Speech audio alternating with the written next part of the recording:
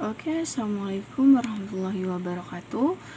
Saya Dila Putri. Di sini saya akan menjelaskan mengenai kalkulus diferensial. Pada pertemuan ini kita akan membahas mengenai cara kita melakukan operasi pada bilangan real.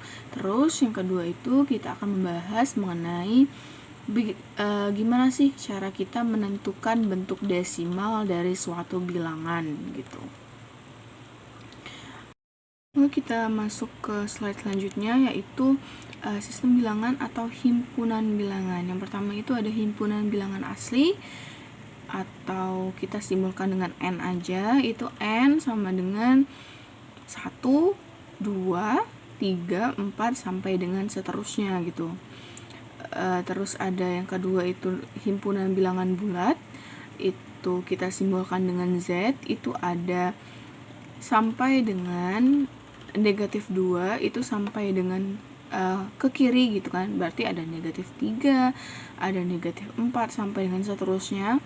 Terus ada negatif 2, negatif 1, 0. Untuk yang ke kanan itu untuk 1, 2, 3 sampai dengan seterusnya juga. Lanjut, kita yang ketiga itu himpunan bilangan rasional, atau kita lambangkan dengan Q gitu.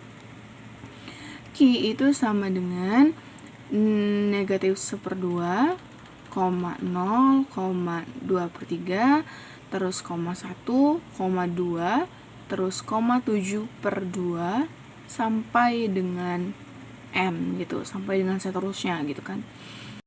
Untuk bilangan himpunan bilangan irasional itu ada negatif akar 3, terus akar 2, terus log 3, terus akar 3, dan V itu sampai dengan seterusnya juga gitu.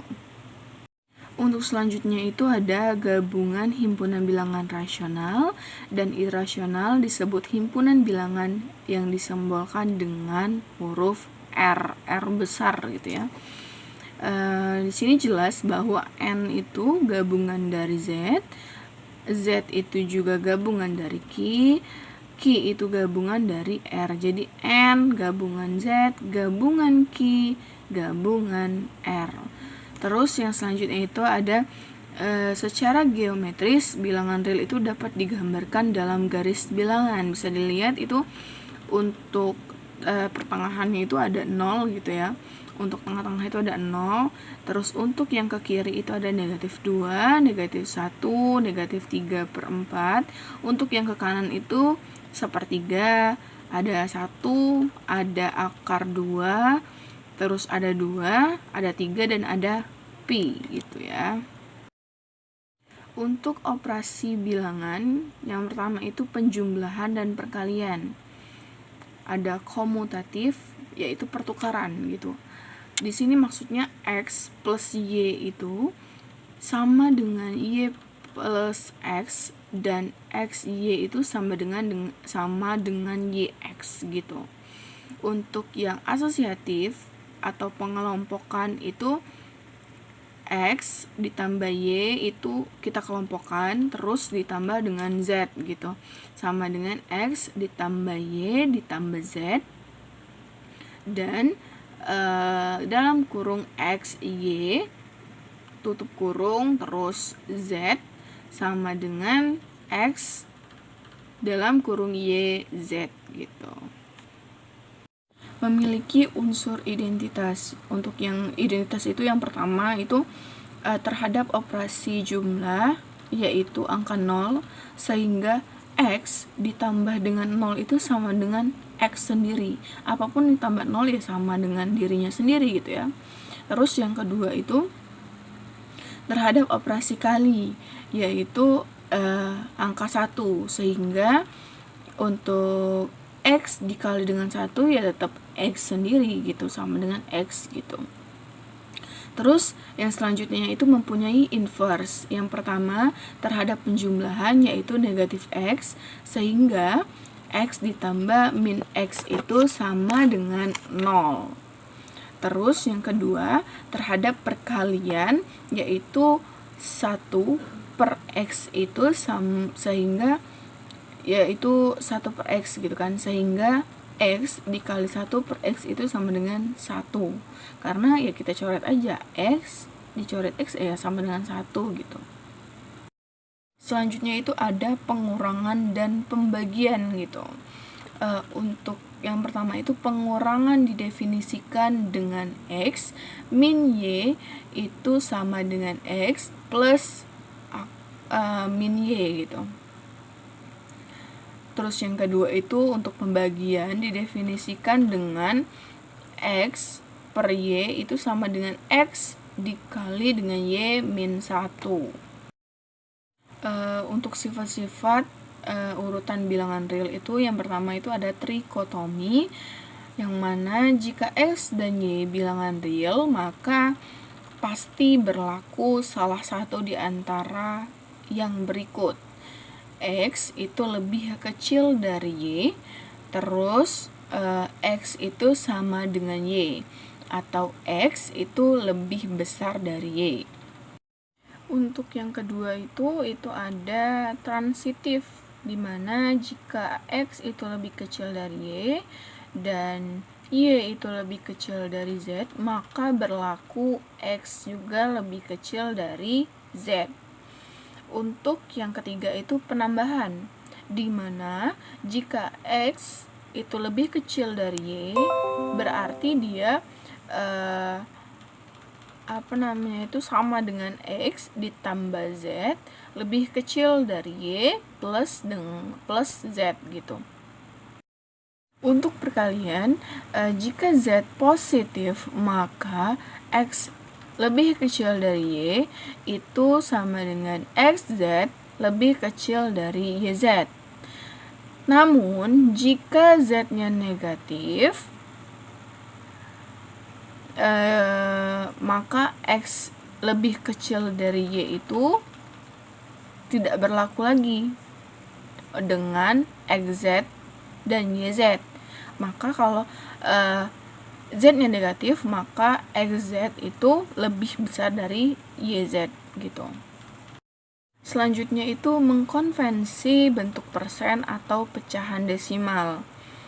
Yang pertama, kita mengkonversikan pecahan biasa ke bentuk persen. Mudah ya gitu kan, ini udah dipelajarin di SMP, SMA juga udah dipelajarin gitu.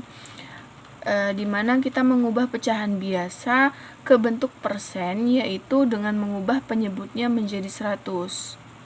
Contohnya itu yang A, 10 per 25.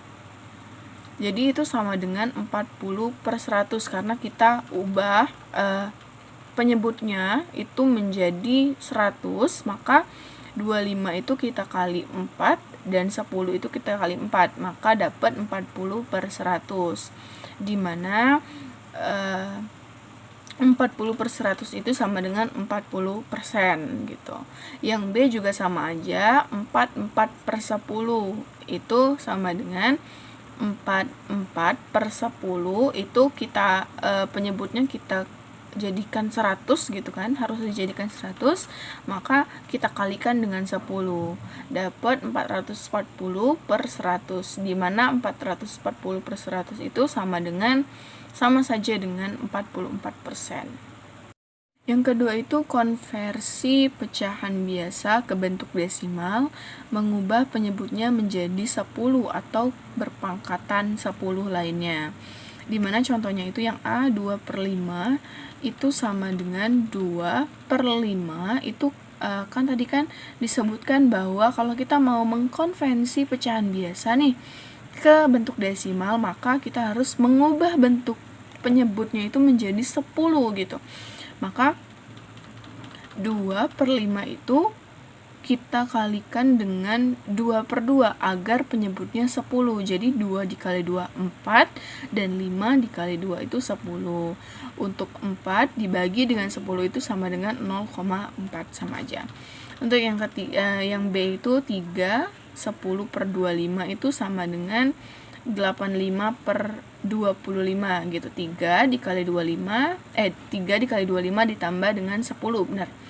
Dikali dengan 4 karena kita mau merubahnya itu ke dalam bentuk desimal. Tadi kan penyebutnya itu menjadi 10 atau perpangkatan 10 lainnya. Berarti kalau perpangkatan 10 lainnya itu bisa dengan 100, 1000, 10.000 kayak gitu. Maka kita kalikan 85 per 25 itu dikali dengan 4 per 4.